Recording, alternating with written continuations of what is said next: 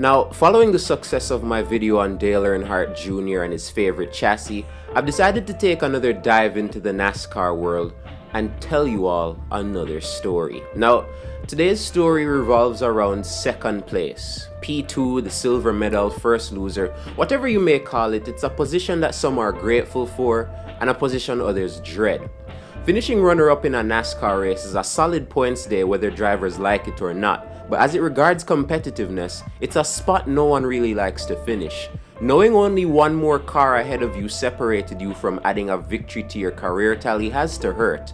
Whether it was a photo finish second place like Martin Truex at the 2016 Daytona 500, or being second by an entire lap like Ricky Rudd at New Hampshire in 2000, a runner-up finish may happen to a driver every once in a while. But what if those once-in-a-while moments all of a sudden became a normality?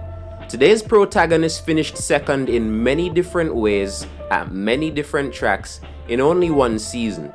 In a season of 36 races, he managed to finish P2 13 times. Without further ado, let's get right into this. My name is Intern, I talk wheel, and this is how Kevin Harvick finished second 13 times in one season.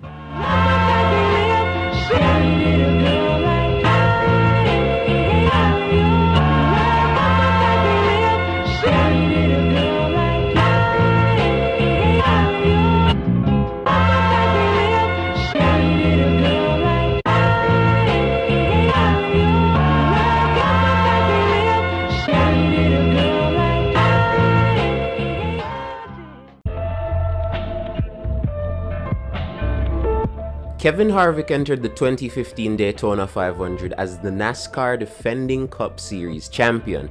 He captured his first championship the year prior in Homestead, in what was his first season with his new team Stewart-Haas Racing. The season opener would be the scene for what would be the first of Kevin's 13 P2 finishes in 2015.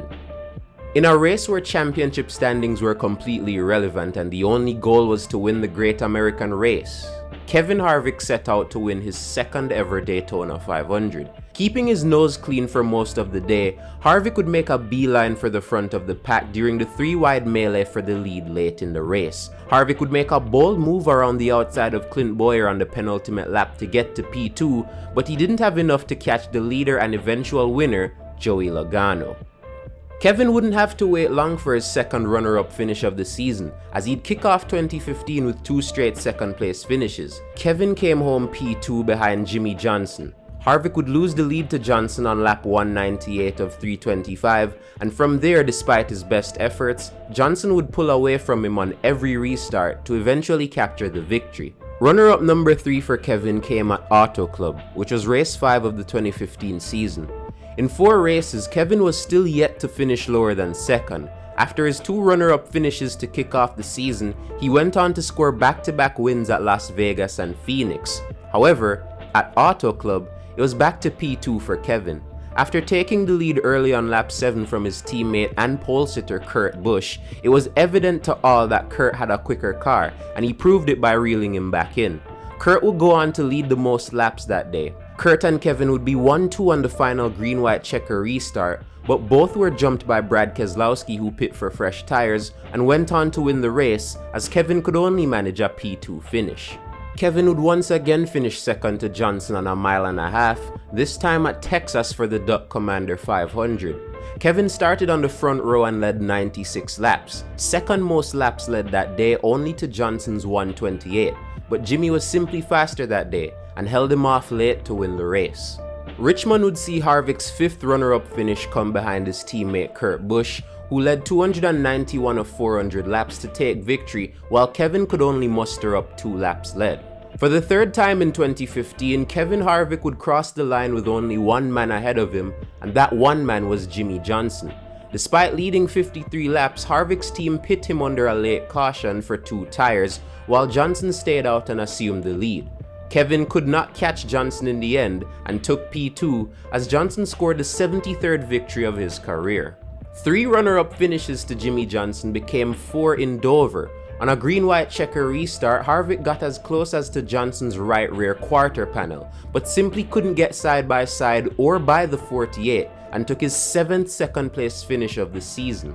He'd get number 8 the very next week in Pocono, as he'd use a late race restart to climb up to P2. Unfortunately, he had nothing for the black number 78 car ahead of him as Martin Truex cruised to his 3rd career victory.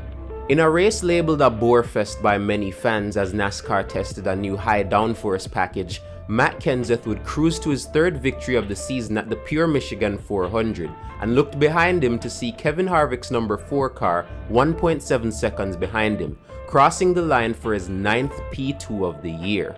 Despite not leading a single lap, Kevin gave Joey Logano a run for his money at the Bristol night race, furiously chasing him down from a restart with 62 laps to go all the way to the checkered flag as Logano would take his 2nd win of the season. By the time Kevin Harvick got his 11th runner-up finish of the year at Charlotte, the playoffs had already begun, and Kevin made it to this round following his win the week prior at Dover. He would once again follow Joey Logano home, as Logano cruised to the 2nd of what would be 3 straight victories in the playoffs. Kevin, just like in his last P2 finish to Logano, led 0 laps. Harvick's penultimate runner-up finish of the year came at the penultimate race of the season at Phoenix. Harvick was in the round of 8 in the playoffs trying to secure a spot in the final 4 for Homestead. Phoenix was Kevin's house, evident by his awesome success at the track over his career, including a victory at the spring race earlier in 2015.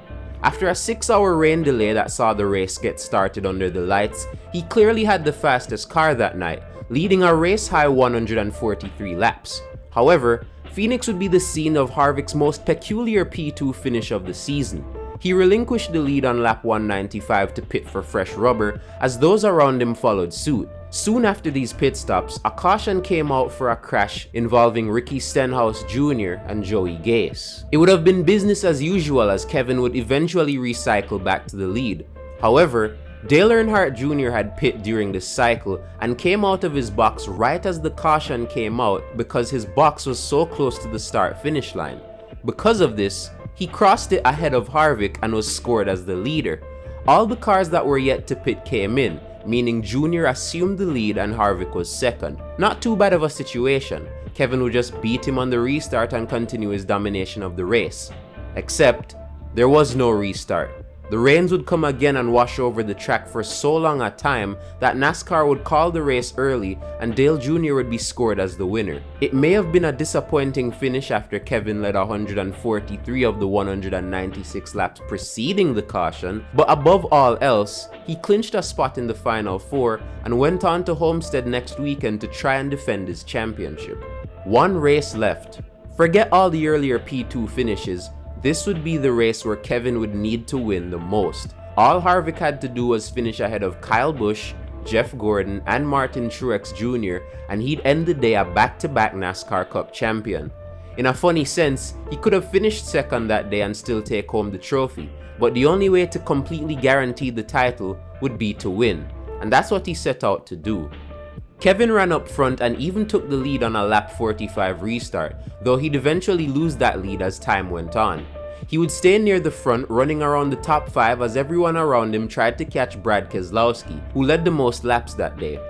After a late caution for debris, Brad would finally be jumped for the lead on a restart with 7 laps to go by Kyle Busch, who put himself in championship position. However, Harvick would make his way up into P2 and chase down Kyle to try and get the win and his 2nd championship.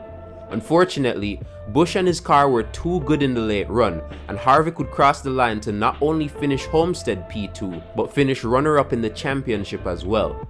It was a somewhat fitting end for so many 2nd place finishes, one would think. If you watched a NASCAR Cup Series race in 2015, there was more than a third of a chance that you'd see Kevin Harvick take the checkered flag in P2.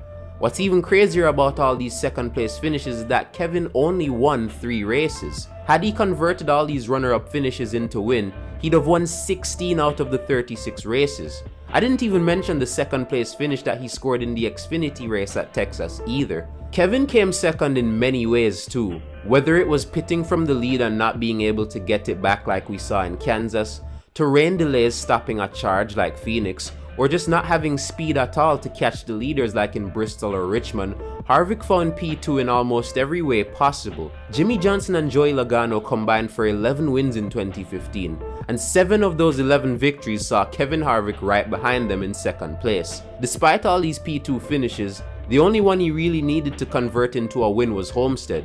Then he would have been champion, and none of the other second place finishes would have even mattered. To be honest with you, there's not even really anything you can learn from today's video. No deep lesson, no life-changing advice, just a little fact I thought would be deserving of a deep dive. But if you did find a lesson somewhere in this project, feel free to share it with the world in any way you can. My name is Intern, I talk wheel, and thanks for watching.